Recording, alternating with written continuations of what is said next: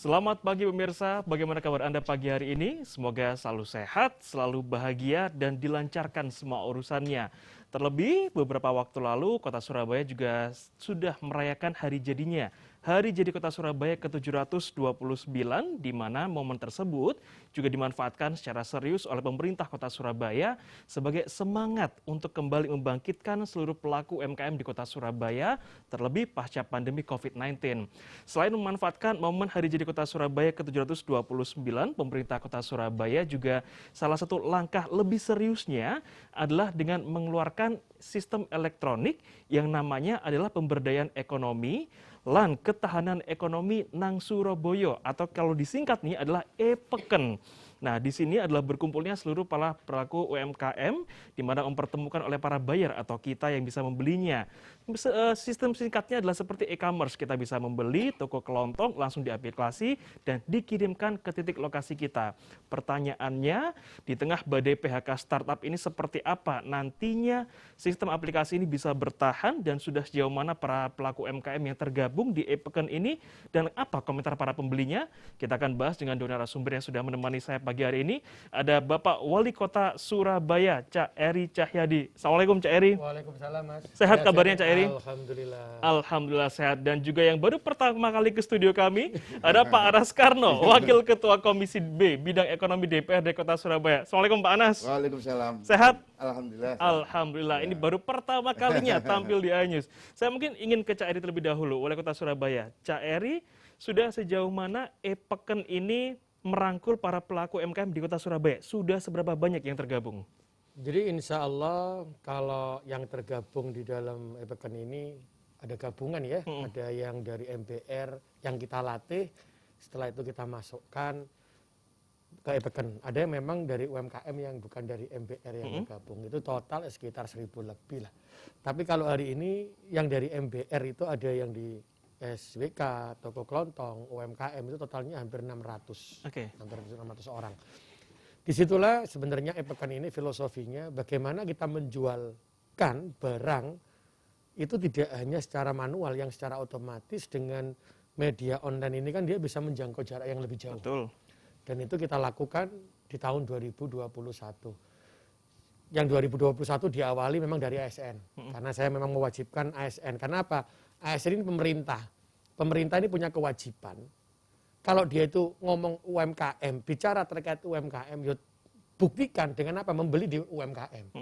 Nah ini yang saya lakukan. Meskipun pertama awal ASN ya ngalor ngidul gitu ya.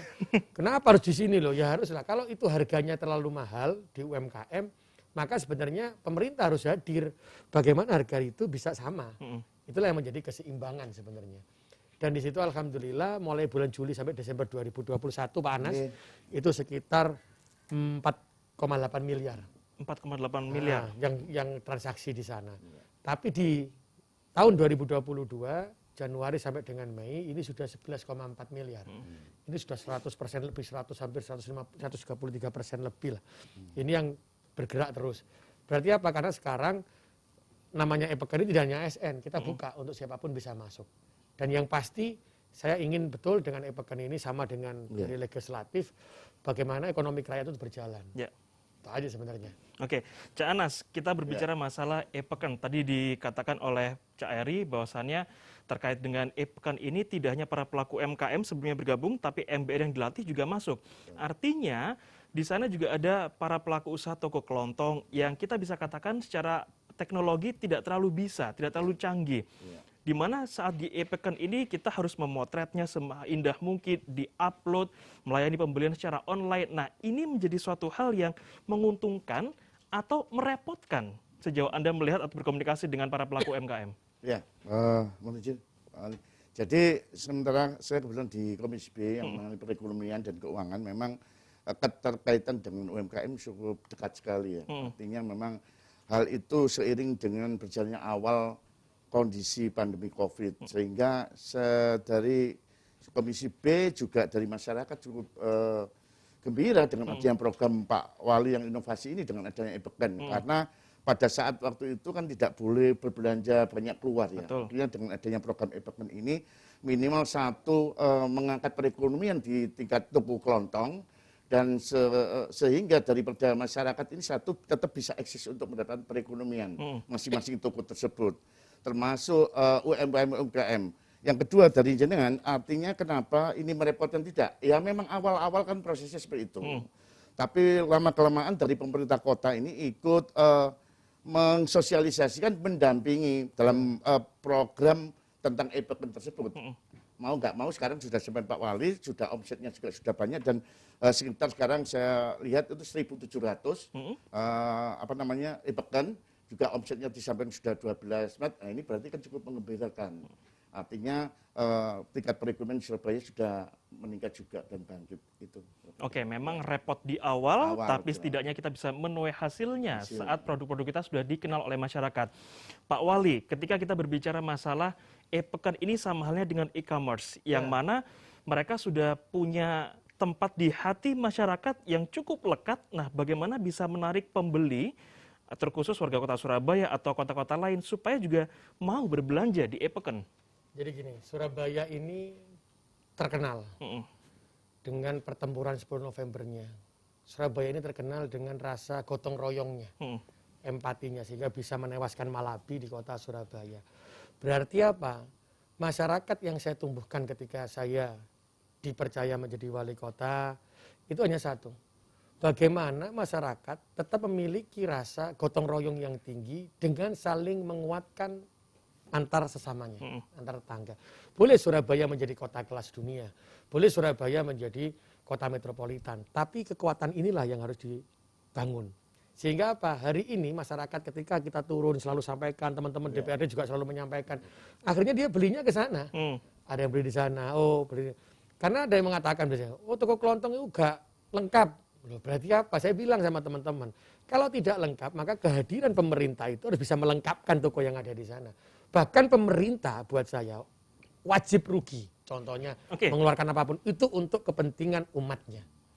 Ya, itu yang harus dilakukan. Jadi contohnya kalau beli beras itu harganya 1.000, pemerintah harus bisa mencarikan beras itu menjadi harga 800. Ternyata apa? Pemerintah keluar uang dulu dengan koperasinya. Setelah itu dia ngambilnya 800. Karena kan harga beras ini beli 1 kilo sama 1 ton kan masih beda. 10 ton beda. Berarti pemerintah jangan hanya membeli kayak tadi. Masuk e-commerce gitu ada harga beras 1 kilonya mamanya 1.000. Ya 1.000 dia murah. Tapi apa mungkin toko kelontong mengambil dengan harga 1.000? Enggak mungkin. Kalau dia ngambilnya cuma 10 kilo. Nah berarti pemerintah itu harus bisa mengambil 10 ton, 10 apa, tapi dengan kooperasinya. Dan pemerintah harus mengeluarkan uang di sana. Kalau untung. Makanya saya bilang pemerintah harus hadir untuk umatnya. Dibuktikan dengan melalui e-pekan ini. Dan alhamdulillah legislatif dan eksekutif ini satu hati. Sama-sama untuk kepentingan umat. Sehingga kita jalannya juga tanpa legislatif nggak mungkin jalan e-pekan ini juga. Ya, kalau sudah ada 1.000 lebih pelaku UMKM yang tergabung di e-pekan, saya juga penasaran nanti seperti apa strategi Pak Wali Kota untuk kembali merebut hati masyarakat. Apakah akan seperti e-commerce yang lain, ada promo-promo diskon dan sebagainya? Jangan kemana-mana, ayo break saya kembali sesaat lagi.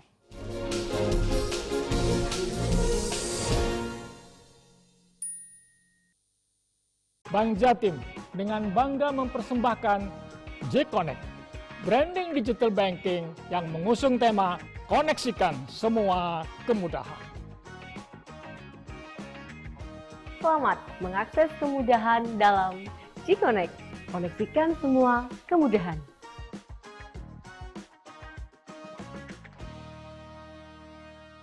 Morning Update ada apa di hari ini? Menemani pagi Anda dengan informasi yang menarik. Pelajar asal hulu sungai menggunakan ember untuk berangkat ke sekolah. Dahulunya ada seorang gadis yang tewas sambil memegang boneka. Bersama bintang tamu yang inspiratif. Cara kejepit itu tidak hanya menyerang usia orang mau berkunjung di Buton Selatan, pasti mereka tidak mungkin berkunjung sekali. Kita kasih yang horor-horor sedikit, ya kan? Ini adalah soal Morning Update, Senin sampai Jumat pukul 7 pagi di iNews. Membahas isu terkini. Sebagai tersangka kasus judi online. Senjata tajam yang akan digunakan para pemuda untuk tawuran. Kupas tuntas kasus kriminal dan sosial di masyarakat. Lapor polisi, Anda lapor, kami sampaikan. Lapor polisi, Senin hingga Jumat jam 9 pagi, hanya di iNews.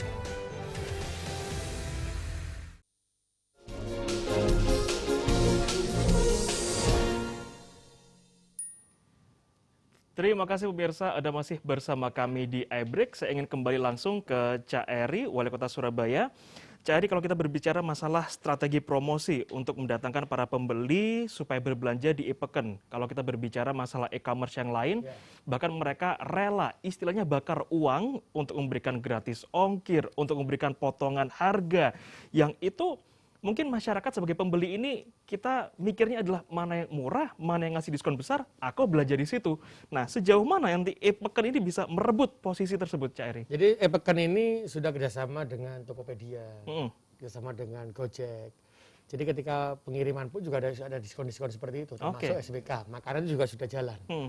Dan yang saya pastikan makanan-makanan di SBK pun tidak kalah dengan makanan yang ada di resto-resto begitu. Bisa dicoba itu terkait dengan makanan.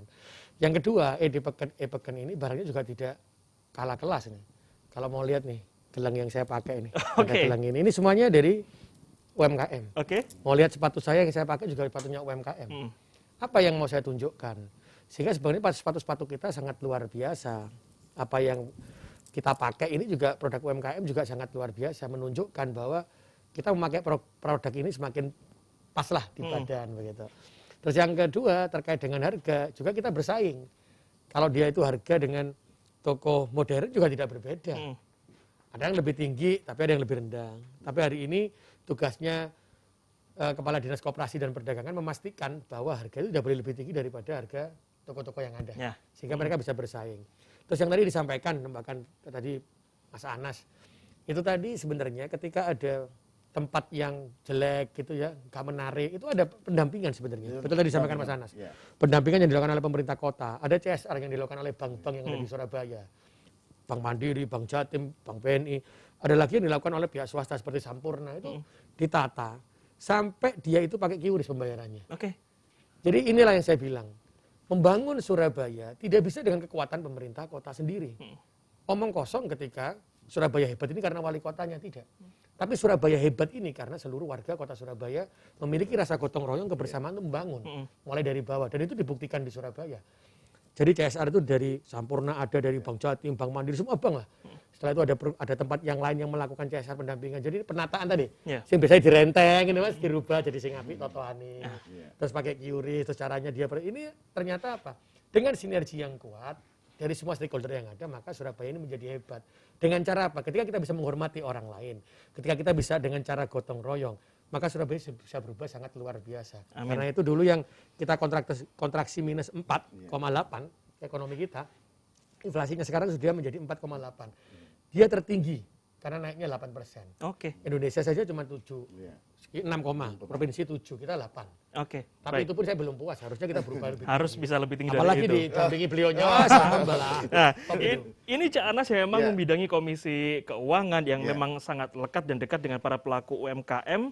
Di balik solidnya semangat untuk melambungkan e-Peken ini, masih adakah keluh kesah atau kritik maupun masukan yang disampaikan oleh para pelaku UMKM untuk membuat e-Peken ini lebih baik lagi? Kalau kritik dan masukan pastilah. Semua tidak mesti 100%. Karena semua itu butuh proses untuk suatu target yang lebih baik. Ini kebetulan Pak Wali Kota ini juga hadir di sini juga. Memang semangatnya beliaunya cukup tinggi sehingga yang terutama untuk warga masyarakat Surabaya itu. Nah, ini yang saya lihat adalah harmonisasi antara pemerintah kota, wali kota dan termasuk legislatif termasuk dengan masyarakat.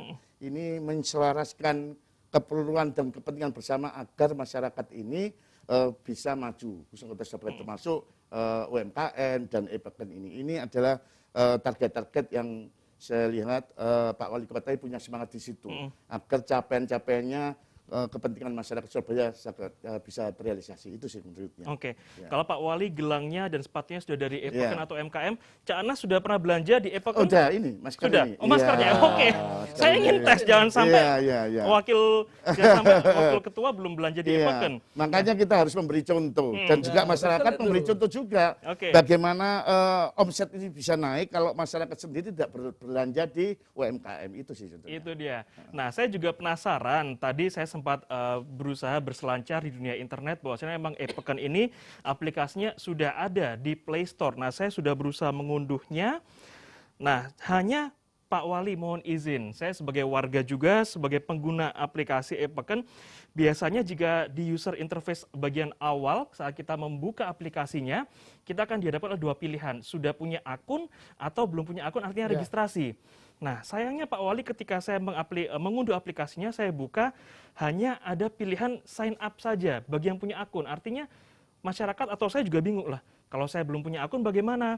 Saya coba telusuri di Play Store, review para mereka-mereka yang sudah download juga mengeluhkan hal yang sama. Saya belum punya akun, akhirnya saya gimana dengan registrasinya? Boleh bantu jawab Pak Wali? Ya, sebenarnya dari e-Peken itu tanpa di akun dia bisa melihat semuanya. Tanpa bisa melihat semuanya dan dia bisa langsung bertransaksi. Sebenarnya tanpa dia ini. Cuma kalau dia tadi sign up tadi, dia harus registrasi. Coba saya akan lihat ya. Akan lihat kembali. Tapi yang pasti begini, sebanyak-banyaknya orang bisa melakukan transaksi di e-Peken. E-Peken ini sifatnya umum. Jadi orang tanpa registrasi pun harusnya bisa membeli barang itu. Tanpa registrasi, melihat barang maksudnya. Ketika dia mau beli barulah dia registrasi biar kita bisa pegang itu. Kita akan cek itu. Tadi disampaikan, apakah ada keluhan atau tidak. Ya memang ketika kita merubah sesuatu menjadi baru, itu pasti ada keluhan, pasti ada kekurangan. Betul. Yang selalu saya katakan kepada teman-teman di seluruh jajaran pemerintah kota, jangan pernah takut untuk kurang itu. Jalankan dulu, yakinkan itu. Ketika anak kurang ya ditandani. Jadi kepuasan pelanggan, kepuasan masyarakat itu adalah menjadi keberhasilan dari kita. Sehingga jangan pernah kita berhenti untuk melihat dan memperbaiki. Nah, ini tadi saya akan saya cek lagi ya. Tapi yang pasti sebenarnya harusnya dia langsung bisa masuk ketika tidak hanya sign up, dia bisa berregister, dia bisa register seharusnya. Ini yang saya lihat nanti cek apa benar gitu. Siap. Nah ini teman-teman pemerintah Kota Surabaya di balik layar juga mungkin bisa melihat di Play Store di Peken Surabaya atau masyarakat yang sedang menyaksikan juga. Kalau di review itu Pak Wali ada Bayu Satria yang mengunduh di bulan 10 Februari 2022 mengatakan bahwa menu register tidak ada. Kalau gitu gak belanja ada sanksinya. Terus ada Andre Kurniawan, 1 November 2021, tidak ada akses registrasi. Ada Hud Ahmed, gimana mau jalan registrasi aja nggak ada, apa harus kenal orang dalam ya Pak biar bisa login. Artinya sepertinya masyarakat sudah punya semangat yang luar biasa untuk mengunduh, untuk mencoba berkenalan dengan e-Peken. Nah terkait dengan penyempurnaan atau pengembangan developmentnya lebih lanjut, sejauh mana akan dilakukan Pak Wali? Ya. Jadi begini, ini saya nggak tahu ini yang jualan atau ini yang membeli. Membeli Pak Wali? Kalau yang membeli seharusnya dia bisa. Tapi kalau yang berjualan, yang ingin memasukkan, tidak langsung bisa memasukkan memang. Karena kita harus lihat dulu kurasinya yang dilakukan oleh teman-teman koperasi dan Disperindak. Di situ kita lihat kurasinya, lihat kesediaan bahannya. Jadi jangan sampai yang tidak punya terus tiba-tiba masuk, yang nggak bisa qualified ya, yang tidak pernah bisa dipertanggungjawabkan, ya nggak mungkin. Tapi nanti kalau yang dari pembeli itu langsung sebenarnya bisa lihat ketika dia bisa masuk lah. Tanpa register dia bisa ngerti. Cuma ketika dia akan melakukan transaksi memang dia harus register untuk memastikan kebenaran akun dan kebenaran nomornya dia gitu. Betul. Ini yang coba saya cek lagi nanti. Siap. Nah, Cak Anas terkait dengan pembuatan aplikasi ini juga tidak murah. Tentu ada biaya atau anggaran yang harus dikeluarkan. Nah, artinya bagaimana kawan-kawan DPRD atau legislatif bisa memberikan pengawasan yang ketat dan sesuai dengan SOP-nya terkait dengan pembuatan seluruh layanan aplikasi ini? Ya, kalau melihat tentang anggaran, ini kan ada program yang cukup bagus dan positif. Semua itu memang membutuhkan anggaran. Akan tetapi kita kedepankan nilai positif untuk siapa? Untuk masyarakat. Kalau dalam ini tetap kita mengheringkan Dinas Koperasi dan Perdagangan untuk berdiskusi hal-hal yang mana memang sifatnya memang prioritas dan sifatnya tidak. Di situ akan bisa tahu kepentingan-kepentingan yang mana didulukan. Tapi kalau untuk kepentingan demikian ini untuk kepentingan masyarakat khususnya ada harmonisasi antara pemerintah kota dengan warga Surabaya dan itu memang harus kita dukung seperti itu. Saya rasa tidak terlalu signifikan lah biaya-biaya anggaran karena ini menyangkut program yang bersama-sama dilakukan untuk kepentingan warga Surabaya itu. Oke, jadi anggaran selama itu memang untuk kepentingan masyarakat, terlebih kebangkitan para pelaku UMKM pasca pandemi COVID, ini menjadi suatu hal yang prioritas dan perlu didukung oleh masyarakat yang lain. Seperti semangatnya Cak Eri, gotong royong semua warga kota Surabaya. Dan kemana-mana pemirsa, kami segera kembali usai jeda berikut.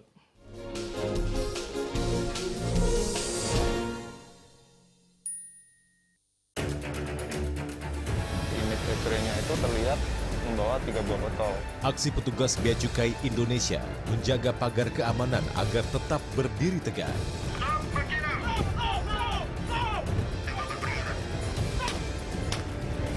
Perbatasan Indonesia dengan Filipina akan mulai di sini.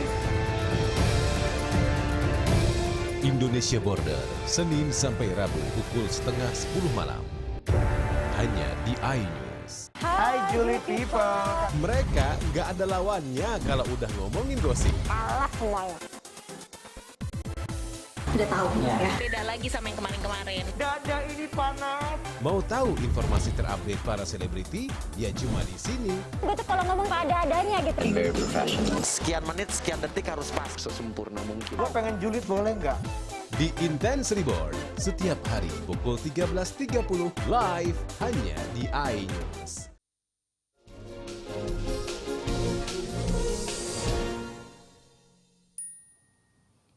Pemirsa, Anda masih bersama kami di iBreak. Saya masih ditemani oleh Cak Eri Cahyadi, Wali Kota Surabaya, dan juga Cak Anas Karno, Wakil Ketua Komisi B DPRD Kota Surabaya. Saya ingin langsung ke Cak Eri.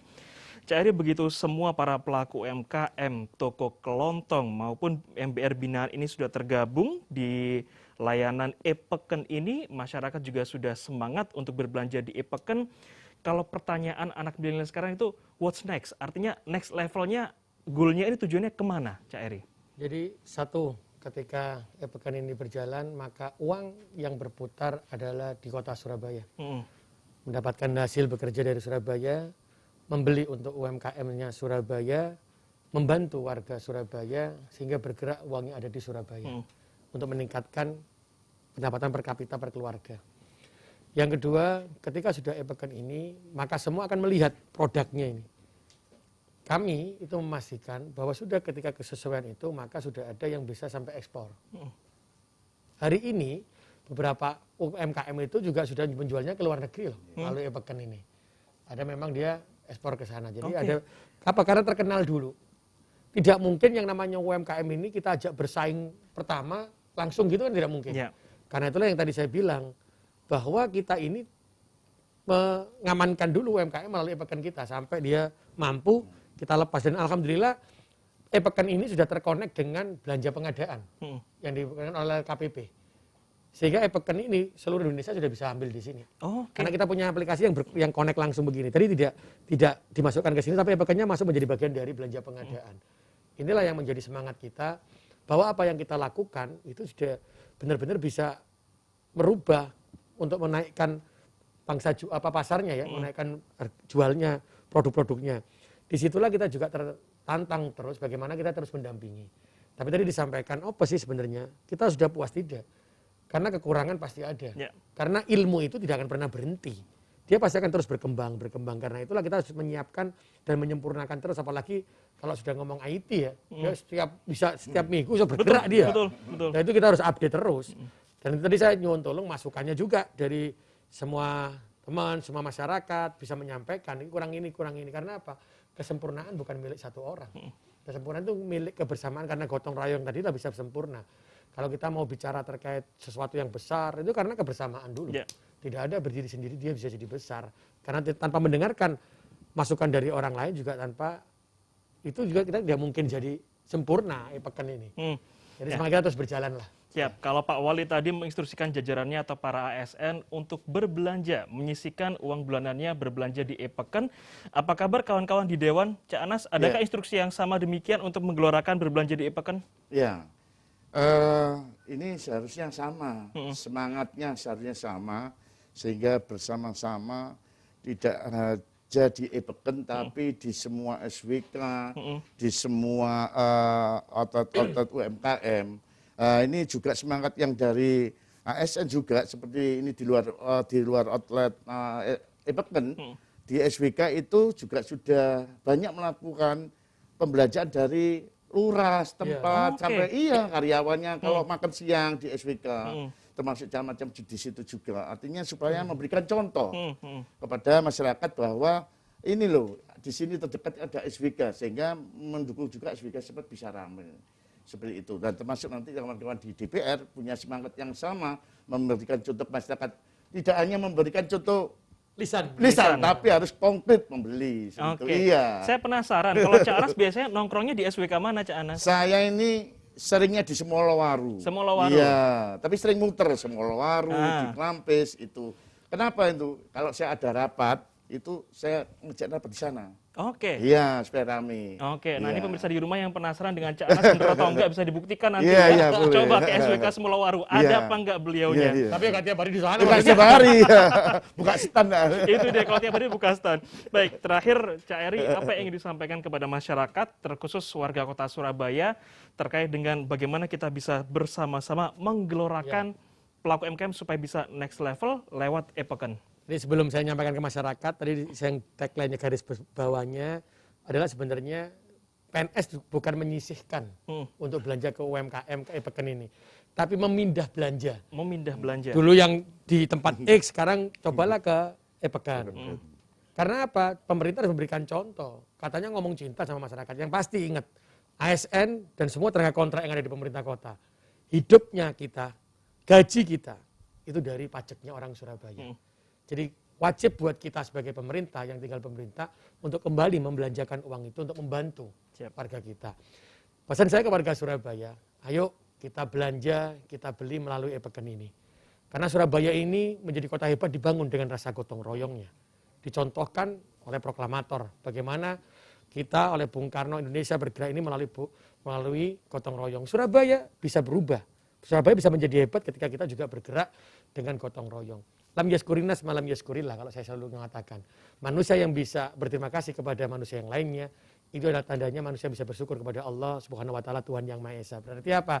Kalau sudah tahu ono tonggone kurang, sudah tahu ada tetangganya jual toko kelontong, yombo, tuku nanggone toko kelontong. Eling, sopo pada waktu kita meninggal yang menyiapkan kursi, yang menyiapkan maesan, sing nyepakno keranda tetangga kita.